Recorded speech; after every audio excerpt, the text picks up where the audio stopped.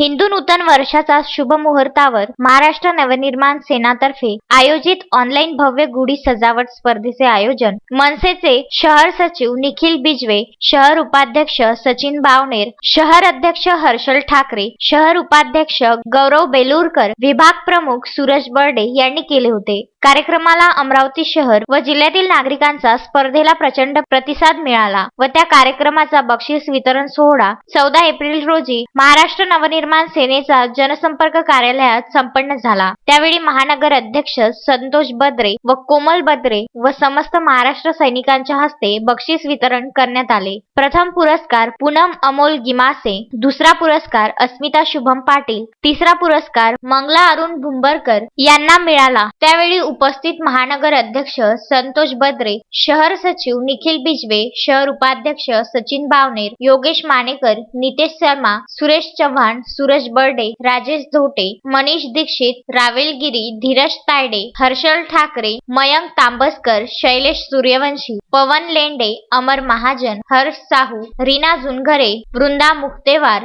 प्रीती साहू, वंदना किल्लेकर, दीपिका हिलवेकर सर्व मनसे पदाधिकारी उपस्थित होते. Vidarbha news bureau, Amravati.